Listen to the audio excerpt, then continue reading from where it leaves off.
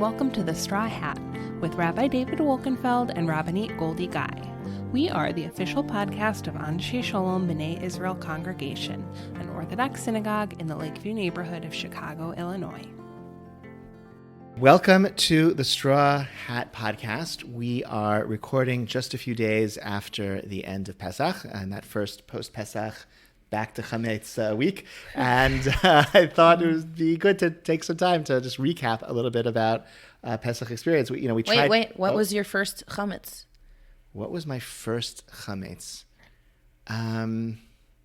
My first Chametz, I barely had Chametz. I have to confess. We have so many. Is that why there are so many open matzah boxes at shul? We have so many. We have a lot of really good leftovers at home, and I don't eat a lot of bread. So I think I had some Cheerios.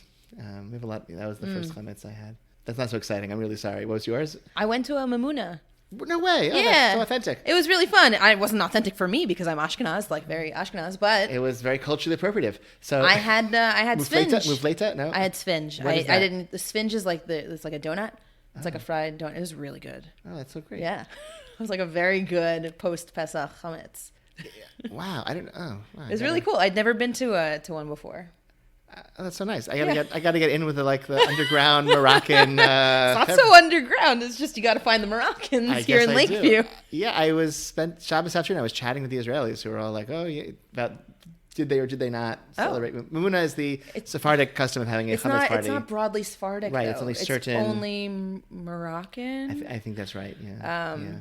And they one of the elders in the house got up and explained about the practice and how it was marking how their house was now open to their neighbors who could come, the non-Jewish neighbors could come back and take part in their meals, and so displaying friendliness, and also it's an opportunity for shidduchim, that's what we talked about. Fascinating. Yeah. So I think that one of the Israelis I spoke to in the park on Yantiv told me that his family in Morocco, they were too from to celebrate Mamuna. It was Pashtunisht for their segment of the community. Interesting. So that was very interesting. It was not every Moroccan. Okay. Fascinating. Anyway, but very nice. So that's great. But I do want to take some time to recap a little bit about Pesach because I think again we're very forward-thinking podcast in general, but we a lot happened over Pesach. I think it was a really significant time, obviously for the Jewish people and also for our shul community and for us. So just I want to go first.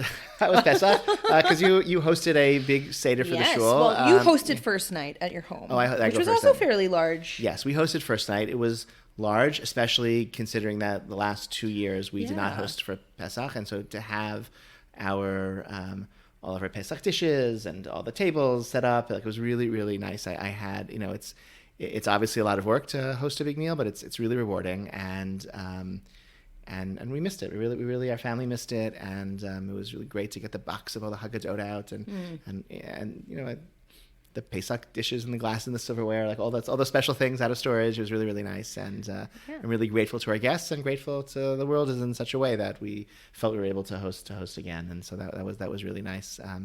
But that wasn't new for me. That was just a return to something that we used to do all the time. Cool. So you hosted the Shulsay on the second night. I hosted the Shulsay on the second night, which was the first time for me for hosting a communal Seder. I know it's on the smaller end of what a communal Seder could be. I've heard 35 people is not. Listen, I spoke to rabbis. I was on the Leap Fellowship with a bunch of other rabbis, and I said, give me pro tips? And they were like, how large is your group? I said 30, 33, 34. They said that's a large family. That's not a communal Seder. So, ouch. Okay. But I truly felt that it was a communal Seder. It was very, very beautiful, actually, to come back together. It was a mix of families and young professionals and just folks from all segments of the community who came, and even people who haven't seen in a while, or people who don't regularly come to Anshe Shalom but signed up for this Seder. And it was really lovely. We went around reading, and I had a few prompts sprinkled here and there. I introduced the dipping course a la the Walkenfelds. And we had the Rambam, okay. A la the Rambam via the Walkenfelds. With all these fruits and vegetables on the table, so people were happy. I moved at a quick pace, which was a crowd pleaser. And we got to sing together, and the kids got to act out, different the maror and matzah, and they did all the different. That's so sweet. They hid the afikomens. Oh, I have to give out afikomen prizes. Yes. Reminder. Okay. We hid multiple afikomens, and thank God we found all of them. That's good. And that was really fun. All of the kids at the Seder sang Manishtana together. It was just really lovely.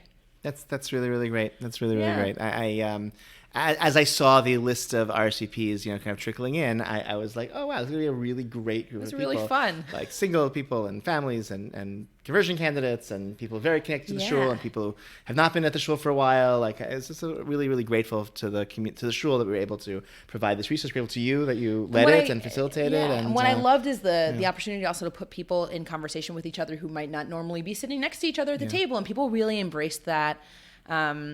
And made themselves, open to answering questions and sharing and singing. And it was really, really lovely. And my parents were there and my brother. So shout out to them for coming. Your family must have had so much nachas seeing you facilitate a Seder with 35 people. Yeah. That's great. That's really, really great. And it was always nice having your family in shul. Yes, so my brother's a regular millionaire, so the shul is very happy when he's here. It was great to have your entire family, all of them. It was great to have them. Your brother is a great asset to the community, so that was nice of you. And to our community at home. Anshe Shalom is a net exporter of Jews over at Pesach. Like more leave than come. And I think Pesach also, like it's not everyone's able to get up, like early in the morning after the Seder and make it to shul. So that also depresses turnout a little bit. So it was just nice to have everyone who was able to be in shul. It was really great to have them there. There were some visitors, some family members who came to town and who we put them to work leading services and definitely had to dance for their supper, but that was nice. And then by the end of Pesach, by the 8th day, we had nice weather and then it was really nice to see so nice. Many more people in shul, including a few who had not been in shul. We had one fellow return to shul who had not been in 2 years, and he had time. He decided it was going to be his return to shul, and so exciting to see him, and as well as everyone else and all of the kids who flooded back. It was so lovely. Like we had groups running all through Pesach, but first days were smaller than the last one. It was really, really active and exciting. I think there were some families who went to grandparents for the Starim, and they were in Florida or whatever, and then they came back to their homes in Lakeview for the last days, and so it was really nice. Yeah, and we had our Pesach scavenger hunt. It was a scavenger hunt and the amazing race where everyone was a winner. But my kids were a little bit indignant when they saw the list of winners. One of my children was like, "Everyone won. That doesn't. How could everyone win?" Well, they should have come to the amazing race. We were a. I know you were a stop. We were a stop. But you were the stop, not the kids. They could have come. Yeah, it was really fun. They weren't jealous they didn't get that they weren't winners. They just felt that like if everyone's a winner, they were not embracing that. They didn't like the ethos. Inclusive ethos, not yet. Okay. Not all of them. Not all. Right. Yet. But it looked like fun. We were happy like when the group came to our home. It was really fun. That was like fun for us to host, to be a stop.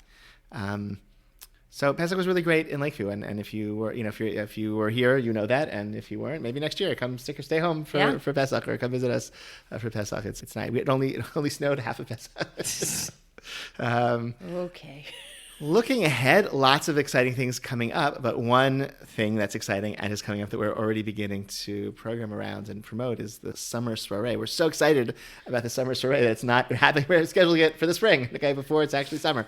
But well, it's called, the theme is ASBI Back in Bloom. So the flowers are already blooming. Yes, and so Mayflowers, very nice, very nice. Okay, yes. And one of our honorees is yours truly. Oh, not yours truly. Meaning you. You. Yeah, not yours truly. That is true, and thank you for the honor. I appreciate it. Have you ever been honored at a soiree before? Have I been to a soiree? Been honored at a soiree before? But I'm saying the question is, have I been to a soiree? What's a soiree? I've been to shul dinners. The soiree is like a shul dinner, but much more fun. Much more fun. Shul dinners. I guess I've never been to a shul dinner. I've been to dinners though, like for Chinese auctions, for like organizations and stuff like that. And this is more fun. It's there is food, but it's served like buffet style and or past hors d'oeuvres, whatever. So you can, which is generally the best part of the dinner anyway. And it's just less formal, so you can schmooze and talk and chat and enjoy yourself. And it's gonna be so fun. I'm excited to daven mincha on the rooftop. Mincha again. on the rooftop of Halstead is really nice. That's We're highlight. honoring Erica and Donnie Phillips and Alana Pentelnik. A very, very worthy slate of honorees. Yes. And me. And my podcast co-host is also a worthy, a worthy honoree. It's a sweet thing. People feel a lot of gratitude towards you, and it's nice to have an opportunity to express. We're looking forward to that festive attire. It's a fun soiree. I mean, many of you, it's nice again. Also, like in terms of like to have a in-person soiree again after 2 years when we hadn't is really a special thing. So again, I want to encourage everyone to, like, if you're able to be there, be there. If you're not able to be there, you can take out an ad and sponsor, and it's a really nice way to support the shul in a way that also is like giving kavod and thanks to people who've given a lot to the shul. I mean, Donnie and Eric have been in shul leadership in one way or the other for I think my entire time at Anshe Shalom, and have always been sources of like guidance and wisdom and advice and like so generous with their experience in that way. Lana Pentelnik, super effective and dynamic, leader in the community. Also on numerous committees and spearheading things and taking on projects and introducing new things to the shul, and just has contributed so much. So we're excited. Yeah.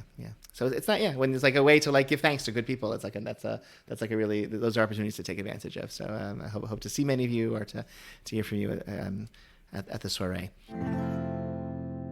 So there's an interesting dynamic that occurred as Pesach ended here in Chutz La'aretz, in the diaspora, after 8 days of Pesach. The final day of Pesach was Shabbat, which means that in Israel, Pesach ended on a Friday, and they went straight from the Yom Tov of Pesach to Shabbat. But regular Shabbat. A regular Shabbat, right. That was not Yom Tov. So first of all, that means that they had to have like an 8th day without chametz, because there was no way for them to acquire their chametz back that they sold, or purchase new chametz or bake new chametz, unless they structured the sale that it would automatically revert at the conclusion of Pesach if the purchaser didn't show up with the full money. But those who didn't, yes, had a similar experience to the Jews of the diaspora. Full 8 days without chametz, but was really so the main difference for them was that on Shabbat it was not the 8th day of Pesach; it was Shabbat of Parshat Achrei. So they read Parshat Achrei, and we did not. We are reading Parshat Achrei. Please God, this coming Shabbat, and so we are out of sync with Israel, and it's interesting because we could very easily catch up by reading Achrei and Kedoshim together as a double portion, which it is many years. So we're not going to do that. We're not going to catch up for another 7 weeks or so, right? Yeah. Which is interesting, right? Like I always thought it was striking that we're going to be out of sync with Israel week after, which would cause all sorts of halakhic headaches for somebody who travels to Israel during these weeks. You'll miss a parsha, right? If you go to Israel, someone who flies to Israel today will miss Parshat Achrei, right? And that's wild, right? And so you'd think that we could just shift the calendar and read Achrei Kedoshim as a double portion this week, and then we would be back in sync at the first opportunity. Right. And it's not even joining two parshiot that are never joined. It's joining a parsha that are very often read as double portions. But we don't do that. I think the answer is when the calendar was set and the parsha cycles were sort of allocated to the calendar, it was very uncommon for people to travel from Israel to the diaspora, and so it just wasn't a priority to. Yeah, it's not even thought really. Because it wasn't even. I'm just thinking. Actually, I don't know that. I'm speculating without unfettered by knowledge. Because in ancient times, right, they had a triennial cycle in the land of Israel.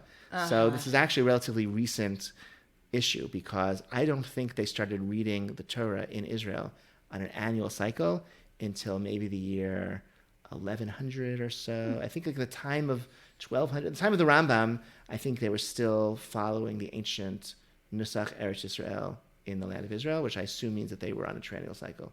So when the Babylonian conquered Eretz Yisrael, that was, I think, some point in the period of the Rishonim. And so it's been, only a problem of both of us on more or less the same parsha cycle of reading the Torah every year, finishing on Simchas Torah every year, but with these sort of occasional gaps between Israel and the diaspora. So it's 1,000 years or less than 1,000 years that we've had this problem, and we still haven't solved it in 1,000 years. But it's only been 1,000 years, so okay, we have a tradition developed, in the Middle Ages when travel was not particularly common, and it hasn't been a priority to change that. Right. But in this scenario, it's not that we need to catch up to them. It's that they need to fall back onto our schedule. Because there's a Tosfot, Masechet Megillah, Lamed Aleph Amud Bet, so it's Megillah 31b, that says that Parshat Bechukotai should be read before Shavuot, because Shavuot is a day of judgment, and when the God determines how the year's fruit harvest will go. And so we want to dispense with the year's curses as it ends, right? Techel shana v'kilotah, right? Yeah. The year should end. Let the year end with all its curses. With a chet is to begin, but techel with what? How does it? I forget. But Tichle shana v'kilotah, tachel shana v'birkotah. Right. So we want the end. Yeah. But tichle. Right. So we want the year to end, the year's curses to end, quote unquote, dispense with them before the year begins, right as the year is ending. So Parshat Bechukotai contains curses that we want to read before the new year starts, but we don't want to enter into Shavuot with curses on our minds. So we want there to be a buffer parsha in between the curses that we want to dispense with, then Bechukotai, and we want Bamidbar to then be the buffer in between Bechukotai and Shavuot. So we want to have Bamidbar right before Shavuot. So that will work out perfectly for us as we are now. But the Israel cycle needs to fall back one parsha, so they'll need to double up 1 week. They'll do Bahar Bechukotai. They'll need to undouble. They'll do Bahar Bechukotai as two separate parshiot. They'll need to separate out Bahar Bechukotai. So that they'll fall behind, so that they have Bamidbar as a buffer parsha. Correct. In between the curses in Bechukotai and the new year of Shavuot, the new year of fruits. And we do this again in the fall, where we always have Parshat Nitzavim before Rosh Hashanah, right? So that the curses in Kitavo aren't adjacent to Rosh Hashanah. So Nitzavim before Rosh Hashanah, Bamidbar before Shavuot. That's how it has to be to buffer the curses. But we still could do a double portion now and then uncouple Bahar Bechukotai like they do, right? Yeah, but why? So that we'd all be on the same cycle, so that if we travel back and forth. Okay, so it must be that that's not a priority. Yeah, I mean, it wasn't. I understand why it wasn't a priority 1,000 years ago, and I guess I understand why you couldn't change it now, because how could you get everyone to agree to do something like that? But so maybe it's a testament to the power of Jewish dysfunction that we can't solve a 1,000-year-old problem. It's not a 1,000-year-old problem. It's only in modern times where people are traveling back and forth between Israel and the diaspora with great frequency that it's really that's an issue. But also listen to the Parsha B'intayim or read it themselves. Oh yeah, what do you do if you're in that situation? You should just read the Parsha. You don't actually have to miss the Parsha. I mean, you guys hearing it read in shul. Yeah. If you hear it twice. If you're in Israel, all right. If everyone would, I don't know. If you could get everyone to agree, wouldn't you? You wouldn't change it? I guess it makes sense. Nice to have that connection. It makes sense to have that connection that we're on the same side. Isn't it weird to get all those Parsha emails from Israel? It's the wrong Parsha, or people people plan for the bar mitzvah in Israel. It's the wrong Parsha. All these terrible things happen, because of this discrepancy. If you Google what's the Parsha, because I'm gonna lane in 3 weeks, and then it's the wrong Parsha because I don't know. I think it's true. It's true. I did when I was prepping the Parsha sheets, I got the wrong answer based on one site of what Parsha it was, and it could have caused a big problem. But our Madrichim are resilient. Okay, I'm sure they have. Yeah. We had a lot of Pesach content in our groups. It was a lot of fun. But yeah, it does happen. You're right. So that would be my vote. You got to write to the chief rabbinate, I guess. Well, that's the problem. There is no way to convene all religious Jews who read the Torah portion each week. You think we need the Sanhedrin for? You see, I mean, I think if everyone I don't think it's a big halachic issue to solve. It's just need everyone to agree to change. We've been doing it for centuries in order to solve this relatively new problem of people traveling back and forth. So I don't think it's a problem not having centralized Jewish authority. It reminds me when Lag BaOmer occurs on a Sunday. Yes, Lag BaOmer is on a Sunday, and when Lag BaOmer is on a Sunday in Israel, they postpone the celebrations until Monday because they don't want people to break Shabbos by preparing for Lag BaOmer before, like starting collecting wood for the bonfires or driving up to Meron or whatever they're doing. Like there are Israelis who celebrate Lag BaOmer who will break Shabbos if Lag BaOmer is on Sunday. Right. And so they sort of all agreed, we'll push it off until Monday in those circumstances. And they've been doing that for a couple of years now whenever this has occurred. And but obviously not everyone goes along with it, right? So it's like pushing off the celebration. It's not the same. It's a big, Lag BaOmer in Meron is hundreds of thousands of people, and that's across a wide spectrum of Jewish practice and belief and community, and that sort of almost works, but not. The police have to break Shabbos to be, it's a big operation, right? So they have not gotten universal buy-in, so it's sort of it's a big mess, but they've gotten, some percentage of the celebrators have coordinated that. So this is even a bigger spectrum. I don't know, it'd be hard to pull off, but. That's also a concern for like Chil Shabbos. This is You think it's less of okay. I hear that. It's it's worth trying to make sure that people don't burn fire or light an actual fire on Shabbat, like Lo Tavar Reish. Like makes sense to do something. Fair. That's fair.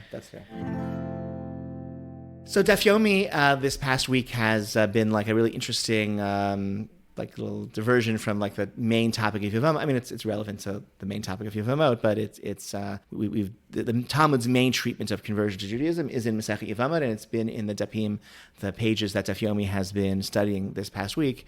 And I thought it'd be interesting just to share this Breita, this ancient source preserved in the Talmud that goes through the procedure for conversion. It's interesting to me because it is like obviously the basis for how conversion works today, and it's also really different from how conversion works today as well. So I'll also read through it and share a link to the source in the podcast notes. But it's Yevamot 47a. Tan Rabbanan is a bright that says Ger Shabbat Yikayer B'Zman Hazeh, a convert who comes to convert at present time, meaning I guess not in the times of the Beit HaMikdash, and sort of the time similar to ours. What do we say? We say, what did you see that motivated you to come to convert? Don't you know the Jewish people at the present time is anguished, suppressed, despised, harassed, hardships are visited upon them. It's like hard to be Jewish.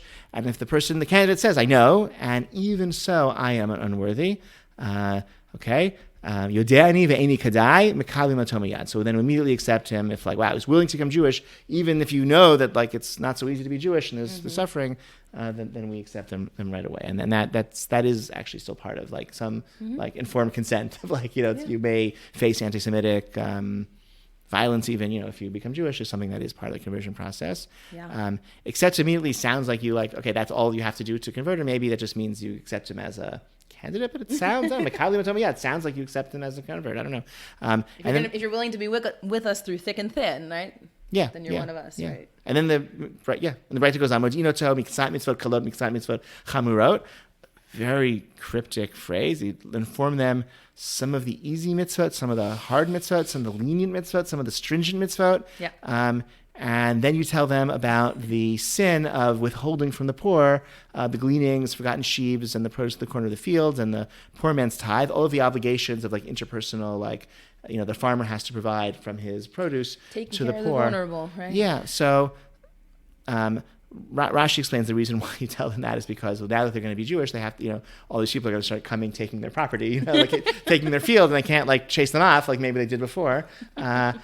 We're obligated now to take care of the vulnerable, whereas you. Yeah, it's in specific ways. Such a different conversion curriculums today. It's so much on you make sure the convert can kashrut. Do they know how to serve a hot meal on Shabbos? Do they know the bracha before all the kinds of food they eat? Do they know how to come to shul and open a siddur and follow along? And can they read Hebrew well enough to do that? That's it's a big chunk. And here the Breita is saying a sample mitzvot, right? A selection of the mitzvot, some of the simpler ones, some of the harder ones, and included the mitzvot, this hilchot tzedakah, right? You have to know to take care of the poor, be responsible for the poor in the community that they're joining, which is generally not a major part of most conversion curriculums. It's interesting. It's the heart of this one. And then you say, be aware, that before you became Jew, as a non-Jew, you're not obligated to, you eat non-kosher food, that's fine. But now that you're Jewish, you're going to be punished by God if you eat non-kosher food. Before you were Jewish, you could break Shabbos, that'd be fine. And now that you're Jewish, if you break Shabbos, you could be punished for that. Right, so maybe that's kind of like a hint too, right? They need to know about Shabbat and what's involved in the Shabbat Isurim. If they're accepting upon themselves the punishment, they kind of need to know. Yeah, that is interesting. Yeah, this part also is part of the contemporary conversion process in that there's an emphasis made to the convert, like we're not a proselytizing religion, and God is totally fine with you remaining non-Jewish and serving God as a Gentile and being a righteous Gentile and achieving Olam Haba in that way. But if you become Jewish, like you're held to this higher standard, and the convert has to accept that as well.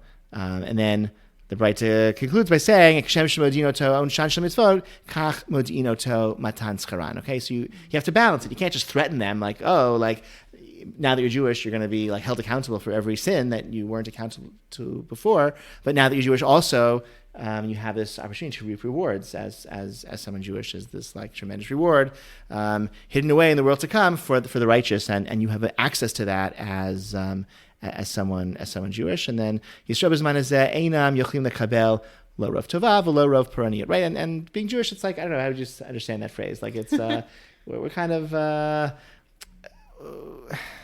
we can't accept too much good, we can't accept too much bad. So like maybe like we don't get special treatment. It sounds like, huh?